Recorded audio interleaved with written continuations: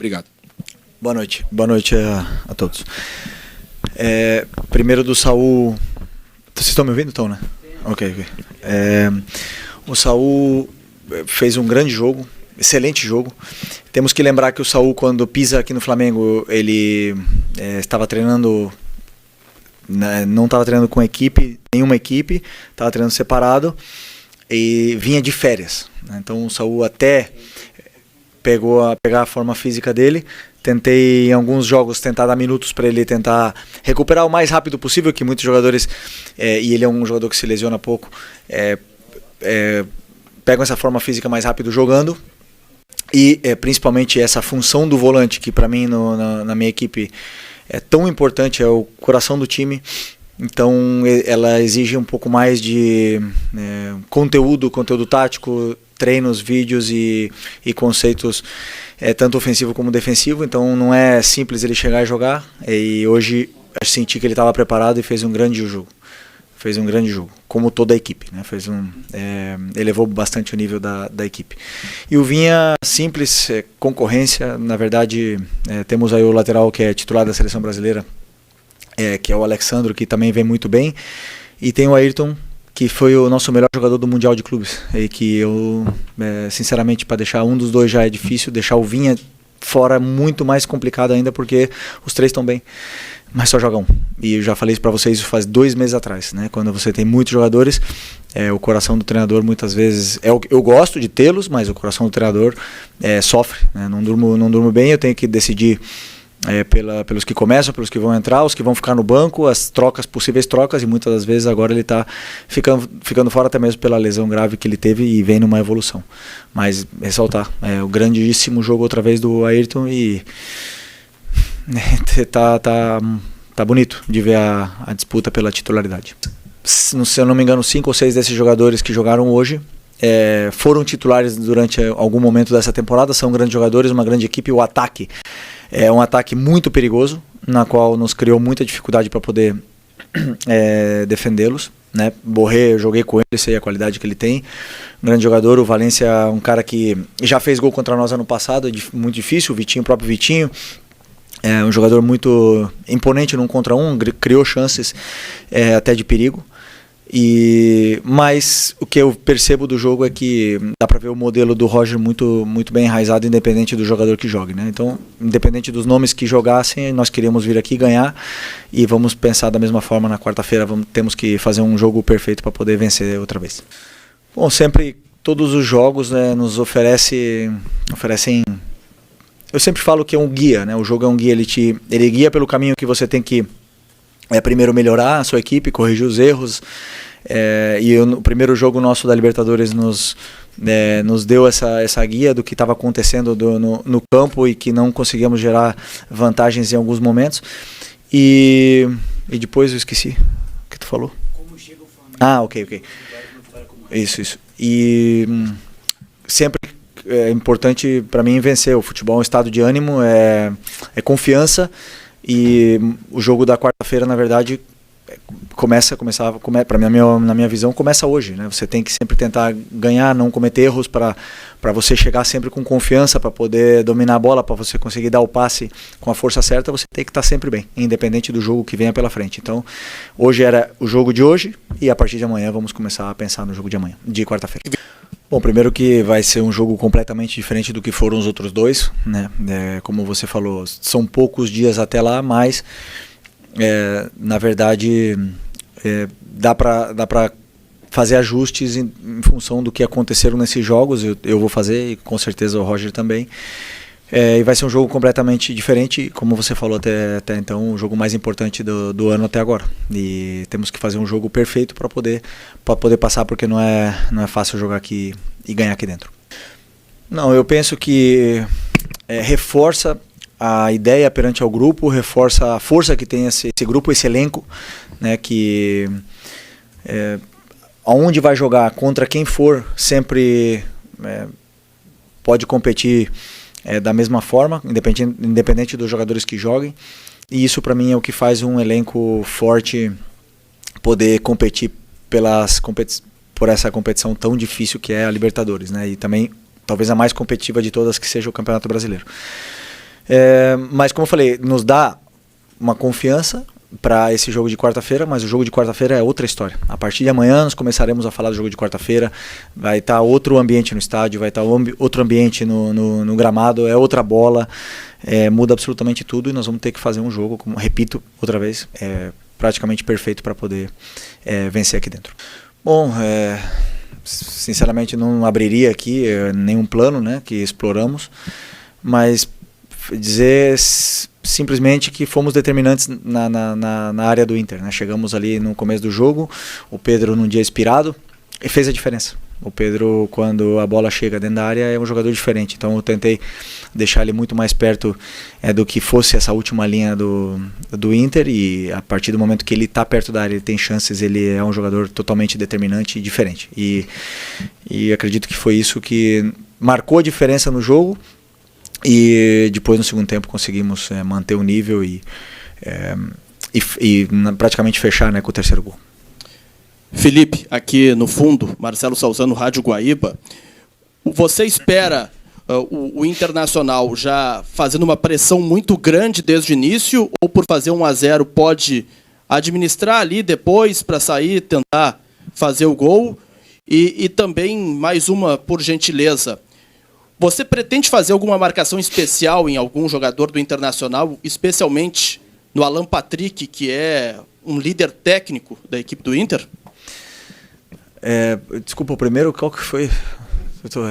Tá. Não, mas você... Desculpa, a tua pergunta é em referência de que nós vamos pressionar ou o Inter vem nos pressionar? O Inter. Mas o Inter tem que pressionar, né? Eles não tenho dúvida que eles vão tentar pressionar, porque é um perfil do treinador e da equipe do Inter, que sempre tenta ter a bola, roubar a bola do adversário. Por todos os jogos que eu vi, eles tentaram pressionar, e hoje mesmo eles tentaram pressionar muitas vezes e acabaram roubando a bola e até criando alguma jogada de perigo nessa sua pressão alta. Então, uma coisa que eles não abrem mão, independente se estão ganhando ou perdendo, e mais, com certeza, jogando na casa deles, eu espero que com certeza eles venham pressionar o Flamengo. E o Alan Patrick. Se eu fosse fazer uma marcação individual, não diria aqui, né? Mas é um jogador extraordinário. Um jogador muito, muito, muito grande, muito diferente. Prazer vê-lo jogar aqui, e com certeza nós temos que estar muito atento a esse tipo de jogador que, quando a bola cai no pé, faz a diferença. Felipe, tudo bem? Bom, você não está revelando muitas coisas, né? Quando perguntado sobre estratégia, né? Mas você já falou que espera um jogo completamente diferente. Aliás, um Inter, né, que foi para o Maracanã. Aliás, como a maioria dos times não se atiram contra o Flamengo no Maracanã, até porque, né, loucura, o time do Flamengo é um time muito agressivo. O Inter teve uma postura um pouco mais defensiva, principalmente no primeiro tempo. Hoje com o time reserva, então você já espera um Inter diferente, pressionando, como você falou. Mas e o Flamengo? Que repertório o Flamengo ainda tem? Né? Vai pro terceiro jogo contra o Inter, agora num jogo fora de casa, com vantagem. O que o Flamengo também pode apresentar diferente? Ou o Flamengo não precisa fazer nada diferente, segue fazendo o que está fazendo para conseguir a classificação? Sempre existem ajustes. Muitas vezes os analistas conseguem ver, né, esses ajustes que fazemos nesse nosso plano de jogo. Em cada jogo é uma história diferente, mas se você vê o modelo do Flamengo, é sempre o mesmo, independente do adversário que jogamos. É tentar pressionar, tentar ter a bola, pressionar, propor jogo, controlar o jogo e finalizar o máximo número de vezes no gol do adversário. Esse é o nosso princípio, e aí a parte tática depois, os ajustes, eles serão detalhes pequenos que ajustaremos. Felipe, aqui, boa noite. Felipe, uma situação que talvez tenha passado um pouco despercebido, você não trouxe nem o João Vitor, nem o Matheus Gonçalves para passar esses dias de treino aqui. Você teve uma conversa com o Pivete para liberá-los para treinar essa semana com o Sub-20, visando o jogo contra o Barcelona no sábado? E uma outra situação, se você pretende liberar o Alacian para ir jogar no 20 nesse jogo tão difícil do Mundial de Clubes da categoria. Obrigado. Bom, falei com o João. O João, na verdade, o que está acontecendo com o João me deixa um pouco triste, né? Porque ele é o reserva imediato. Quando o Danilo estava machucado, ele é o reserva imediato do Léo Ortiz. E eu preciso dele. Eu precisava dele aqui nesse momento por se acontecesse alguma coisa. Como eu já falei para vocês, nós não temos jogos agora para colocar... vou dar minutos para ele poder se desenvolver, porque na verdade jogamos a vida cada final de semana. E infelizmente ele não teve tantos minutos, nem aqui nem no Sub-20, durante esse período. Né? E agora com a volta do Danilo me permitiu deixar ele descer novamente, para ele poder ter minutos, para ele poder continuar se desenvolvendo e jogar esse jogo da final do Mundial Sub-20. E se a gente puder reforçar, né, esse jogo tão importante para o clube, é importante que se fale disso. E o Matheus da mesma forma, eu sinto que ele precisa jogar, ele precisa continuar se desenvolvendo, muitas vezes ficar aqui só treinando, não entrar, deixa ele triste, deixa ele cabisbaixo, e ele acaba não se desenvolvendo. Então sempre eu acredito que quanto mais minutos o jogador joga, independente de onde for, em que jogo for, ele vai se desenvolver mais e mais. Então espero que eles possam fazer um grande jogo nesse jogo contra o Barcelona, que o Flamengo possa ganhar. E o Wallace não, o Wallace vai ficar aqui comigo. Felipe, tudo bem? Boa noite. Gabriel Orfa, canal Paparazzo Rubro Negro, Revista Placar. Felipe, hoje, como a gente falou, especialmente na primeira pergunta, a entrada do Saul no meio de campo parece que deu um pouco mais de volume nesse meio de campo, que hoje você só tem um desfalque, que é o Eric. E, ao menos até o momento que o Eric voltar, que é ser o único jogador no DM, você acha que você talvez tenha encontrado o meio campo ideal do Flamengo, com o Jorginho, Saul e Arrascaeta? E como que você vê também só ter um jogador no DM? Obrigado. Bom, o jogo, o campo que vai me falar, né? Quem que vai ser titular, vai estar disponível. Na verdade, nós temos o Eric, que deve voltar perto de outubro, que até então foi e continua sendo um pilar dessa equipe aqui. É um jogador muito importante para a gente. Temos o Nico, que, como eu falei também na entrevista pré-jogo, nesse primeiro semestre, foi o dono dessa posição, essa dupla de volante que nos deu tantas alegrias, e infelizmente os dois passaram por problemas agora, e o Nico já está voltando. Depois, com tantos jogos aqui no calendário brasileiro, vai dar para todos jogarem. E o importante é isso, que levem o nível e que compitam entre eles. Felipe, boa noite. Jober Júnior, do canal Flamelo. Queria te perguntar sobre a entrada do Danilo no lugar do Léo Ortiz. A gente sabe que é uma grande sequência da dupla, Léo Ortiz e Léo Pereira. Ele entra na vaga do Léo Ortiz. A minha pergunta é se o Léo Ortiz da dupla, né, se o Léo Ortiz seria o mais com maior nível de cansaço com toda essa sequência de jogos. Bom, o Léo, obviamente que está com um número de jogos aí acumulado muito alto.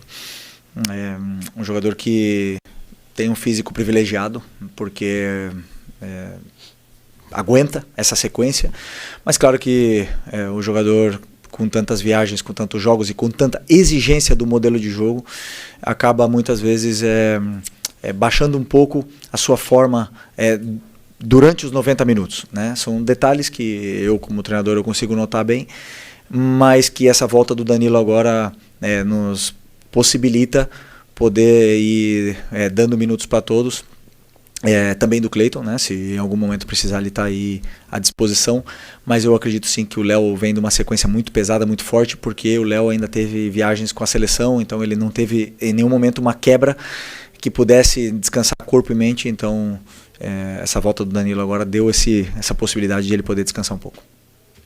Felipe, Mauro Santana, do canal Mauro Santana, e torcedor, muitas vezes ele acaba cobrando pela boa apresentação que o Flamengo tem em parte do jogo ou em um tempo, que o Flamengo mantenha essa intensidade durante os 90 minutos e muitas vezes fica decepcionado quando o Flamengo cai um pouco do seu ritmo. E eu percebo pelo meu lado que você tenta fazer essa dosagem no sentido de fazer o time aprender a trabalhar com a temperatura do jogo, com as circunstâncias da partida, ou acelerar ou cadenciar o jogo.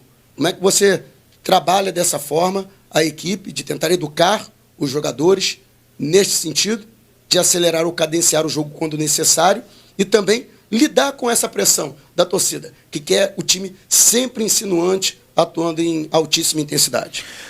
Eu, como treinador, eu quero que seja um amasso os 90 minutos. Meu sonho seria ideal. Que o time não sofresse nenhum chute no gol e que desse 20 chutes no gol e que goleasse todo o jogo. Esse seria meu sonho. Mas isso não existe no futebol, né? Os jogadores, eles oscilam, eles cansam, eles passam por fases durante o jogo, eles ganham confiança, eles perdem confiança. O jogo, durante os 90 minutos, acontecem muitas coisas, mudanças de tática, de estratégias do treinador contrário. E é normal que em algum momento que o time pare de amassar, como você fala, e só que o problema, como eu falei na outra coletiva, são as expectativas. A gente tem a expectativa porque o Flamengo tem um elenco altamente qualificado e muito valioso, que seja isso todos os jogos, né? Então sempre estamos com as expectativas altas e acaba vindo as frustrações para mim. Eu estava falando hoje até com o meu auxiliar, que é engraçado, quando você tem uma pessoa saudável e todos os dias você olha para ela e fala: você está doente? Está acontecendo alguma coisa? E você todo dia repete essa pergunta e várias pessoas diferentes repetem uma pergunta perguntando se essa pessoa está doente e na verdade ela está bem. E aí? No final ela vai achar que ela está doente, vai começar a fazer exames, vai começar a se olhar no espelho e é um pouco isso que acontece com a gente aqui dentro. A gente está bem, sentimos que estamos bem, somos líderes do Brasileiro, ganhamos vários jogos, não sempre jogamos bem, mas o time está passando por essa temporada muito intensa, muito longa, de uma forma espetacular, mas sempre tem alguma coisa que apontam na nossa cara e digam: mas agora não está fazendo gol de bola rolando, agora só de escanteio. Mas agora foi só o Arrascaeta que fez gol, antes era todos os que faziam gol. E sempre tem alguma coisa, ou o time cria e não faz, ou não finaliza, ou não sei, que nos querem dizer que estamos doentes, mas na verdade o grupo está bem. Estamos bem, estamos num momento de muita pressão da temporada, do momento determinante, como eu falei na outra coletiva, talvez no jogo mais importante do ano virá agora. E nós precisamos acreditar internamente que o que está sendo feito está sendo bem feito. Que as oscilações elas existem, mas que isso é o que nos tem que guiar, o que está sendo feito de dentro para fora e que essas cobranças que são normais, que não afetem o que está acontecendo aqui dentro. Lucas Goulart da Rádio Galera. Você citou escanteio. Hoje o Flamengo não marcou gol de bola parada, mas aí eu gostaria de te perguntar qual a importância de ter um profissional dentro da sua comissão técnica trabalhando especificamente a bola parada e em que momento você identificou que precisaria desse profissional na sua comissão técnica para analisar a bola parada adversária, a sua própria bola parada e também desenvolver um repertório maior de bola parada, porque a gente sabe que é uma fase de jogo que é determinante dentro do jogo, né? Bom, primeiro eu não chego a todos os lados, né? Eu não consigo fazer tudo, eu preciso de ajuda, eu preciso de ajuda dos auxiliares, dos analistas, preciso de ajuda dos diretores, do chefe de comunicação, eu preciso de ajuda de todos, porque o treinador tem muito trabalho e não chega a tudo. E a bola parada é uma delas, então os auxiliares, no caso o Rodrigo, veio para somar, é um cara que o grupo respeita muito, entende que ele passou por todas essas situações, escuta ele, porque ele era um cara muito determinante e importante dentro da bola parada do que era quando ele jogava, e veio também elevar o nível, não só da bola parada, senão de todo um contexto de treinamento. E eu penso que cada auxiliar tem a sua função dentro da comissão e que eles ajudem o treinador da melhor forma possível para que tudo chegue da melhor forma para os jogadores. Felipe, professor, boa noite. Carlos Lacerda, Futebol e Resenha. Sobre uma questão que envolve agora um futebol em geral, né? Por exemplo, Inter e Flamengo, eles se enfrentam pela terceira vez em 8 dias. Veja bem, não é nem 10, né? Hoje, no lado do Internacional, você presenciou aí no Beira-Rio, uma pressão muito grande da torcida, em cima, inclusive, do próprio Roger, por ele ter escalado as reservas e até algum movimento aí já pedindo a saída do Roger. Mas você não acha que o futebol brasileiro, em especial o calendário brasileiro, ele é cruel com os clubes? Em especial clubes, por exemplo, que não têm um poder financeiro de Flamengo e Palmeiras. Você não acha que isso pode realmente, daqui a pouco, mudar? Não sei qual é o seu sentimento quanto a essa situação. Porque na quarta-feira, como você mesmo disse, vai ser um outro clima, né? Mas até lá a pressão vai ficar aí em função desse calendário muito recheado que o futebol brasileiro tem. Eu já falei nas outras coletivas que, na minha visão, é um privilégio você ter um calendário recheado. Isso quer dizer que você está vivo nas competições, que você disputa todas elas. E é um privilégio. Mas, bem, podemos melhorar. podemos melhorar esse calendário, fazer um calendário melhor para os próximos anos e diluir melhor esse número de jogos, esse número de viagens, que seja um pouco melhor. Tudo isso é melhorável. O que eu gosto são das pessoas que têm convicções do que fazem, que não... um exemplo que você falou agora, né? O Roger tomou uma decisão de poupar, e com convicção. E eu gosto desse tipo de pessoas, porque somente as pessoas com convicções que são capazes de melhorar o futebol brasileiro, que precisa melhorar em muitos aspectos. E cada um de nós que está participando tenta fazer a sua parte, e é isso, continuaremos trabalhando para isso.